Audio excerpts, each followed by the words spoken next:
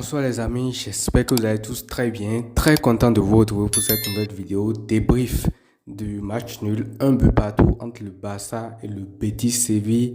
On savait tous que le match là était très important, surtout après le faux pas du Real Madrid un peu plus tôt dans la journée contre Valence, une défaite inespérée de ton rival. Finalement, le Barça n'arrive pas à rentabiliser cette défaite là parce que on fait match nul derrière, on gagne seulement un point maintenant sur le Real Madrid, ce qui veut dire qu'actuellement, il n'y a que 4 points, donc la Liga est toujours en jeu, le Real est toujours en vie, donc bref, en gros, on n'a pas su profiter de ce faux pas là, mais il faut avouer quand même qu'en face, il y avait une très belle équipe du Betis Séville parce que si tu avais fait un résultat comme ça face à une équipe un peu plus faible, peut-être que là, ça aurait été vraiment problématique, même si le Barça n'a pas bien tout fait, parce qu'il y avait beaucoup d'occasions quand même de battre cette équipe du Betis là. Et je pense quand même qu'avec la première mi-temps que le Barça a fait footballistiquement parlant dans la génération des occasions et tout, s'il n'y avait pas eu beaucoup de mauvais choix, le Barça aurait mérité de remporter ce match-là largement et la deuxième mi-temps, tu aurais géré tout simplement. Mais là, on fait un match nul et il y a beaucoup de choses à dire dans ce match-là. Il y a certains joueurs qui n'ont pas été au niveau, il y a d'autres qui ont vraiment performé. Donc, on va commencer tout de suite par l'homme du match qui est tout simplement monsieur Pablo Gavi. Parce que dernièrement, quand même, par rapport à son positionnement, on se posait pas mal de questions. C'est quoi son poste? Qu'est-ce qu'il fait sur le terrain? On dit c'est pas fort et tout, mais franchement, Gavi, le match qu'il fait aujourd'hui, déjà, c'est lui qui finit MVP. C'est lui le seul buteur de la rencontre. Et au-delà de tout ça, il était tout simplement partout sur le terrain aujourd'hui en fait. Tu avais l'impression qu'il était partout. À un moment donné, il y a une contre-attaque du Betis, c'est lui qui revient en défense.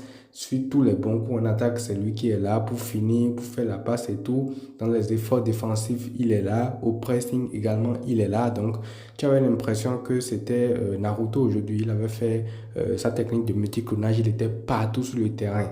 Et même après la sortie de Pedri et de Frenkie de Jong, il est redescendu dans le milieu de terrain avec Eric Garcia pour conserver le ballon, pour orienter le jeu. Bref, Gavi a fait étalage de tout son talent aujourd'hui et même son but, il est très beau. Ça part d'une très belle action collective avec un jeu en triangle avec trois joueurs, Lamine Yamal qui trouve Ferran Torres qui fait un super match aussi dans la déviation et tout. Et qui trouve Gavi en une seule touche et Gavi qui finit devant alors qu'il aurait même pu servir Lewandowski. Mais il avait une telle confiance en lui que finalement il finit sur son droit et il va tout de suite voir en sifflet que la relation entre les deux elle est quand même très spéciale parce que constamment il va le voir pour célébrer ses buts et tout. Et même quand il est sur le banc, on les voit les deux là souvent se prendre dans les bras et tout. Donc tout ça, c'est bien positif. Maintenant, comme je l'ai dit, le Barça a fait match nul, a fait une mauvaise opération et comme je l'ai dit, il y avait beaucoup d'occasions pour faire beaucoup plus qu'un match nul parce qu'avec le niveau qu'on a montré encore une fois, je pense qu'on aurait mérité de gagner et c'est passé à travers pas mal de joueurs qui ont fait beaucoup de choix et c'est inhabituel.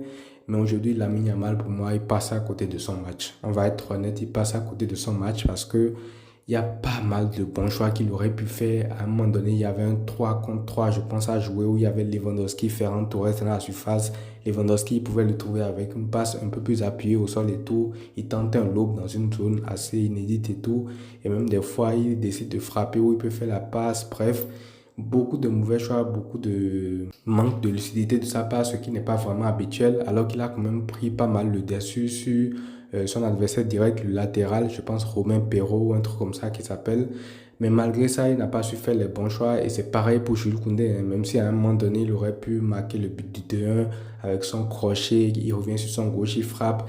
Mais tu sens que le côté droit, ça a beaucoup pêché en termes de mauvais choix, en termes de lucidité pour prendre les bonnes décisions. Et vu que les occasions passaient généralement par ce côté-là, finalement, tu avais les occasions qui s'étaient tuées, qui n'étaient pas allées au bout et tout. Donc, voilà, c'est quand même assez frustrant parce que, comme je l'ai dit en premier mi-temps, normalement, si le Barça fait le job, tu aurais pu plier ce match-là très rapidement.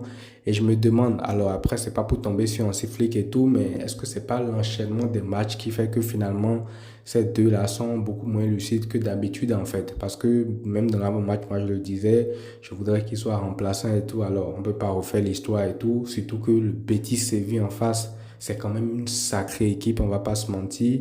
avec l'absence de Isco et tout, Pellegrini a su concocter un 11 un peu plus défensif, qui joue les coups, qui n'est pas venu pour forcément produire le plus beau football parce qu'il n'en a pas les moyens.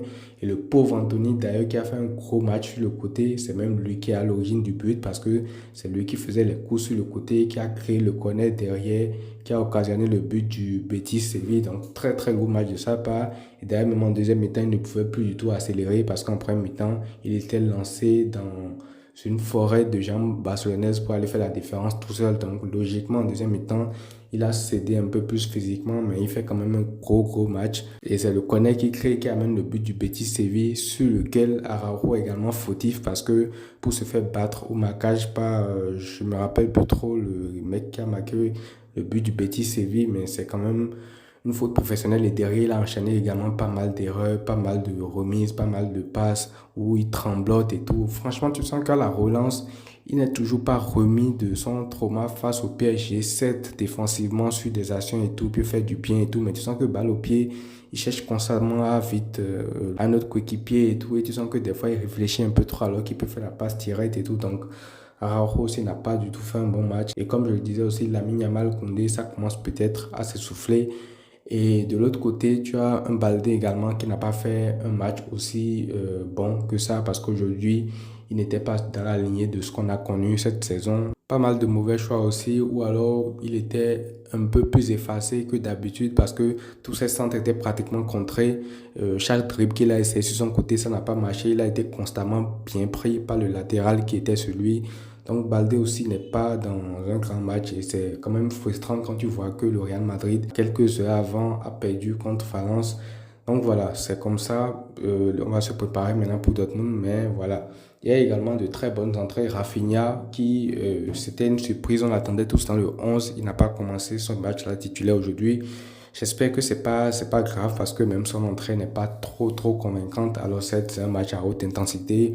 Entrer comme ça, faire une grande performance, c'est peut-être pas trop ce qu'on attendait, mais voilà, son entrée a quand même été assez timorée et tout. Et quand on sait que les grands matchs s'approchent de plus en plus, je commence à me poser des questions. Maintenant, bref, on verra comment ça va se passer quand même. Et en fin de match, il y a quand même eu l'entrée de Fermin Lopez qui a fait énormément de bien aussi. Franchement, Fermin Lopez, c'est un très grand joueur. Il est là constamment entre les lignes pour poser des problèmes, pour faire des appels tranchants et tout. Et il aurait même pu permettre au Barça de marquer le deuxième but. Et si c'est pas qu'il y a un Marc Bartra aussi qui fait un très gros match en face. Franchement, lui, il adore les grandes équipes. Il avait déjà fait un grand match contre le Real Madrid lors de leur victoire contre eux. Aujourd'hui, il fait un très grand match contre le Barça. Il était là pour sauver plusieurs fois son équipe. Des tacles au dernier moment, des corners gagnés, des duels gagnés, des trucs à l'arracher et tout. Donc franchement, gros match de sa part.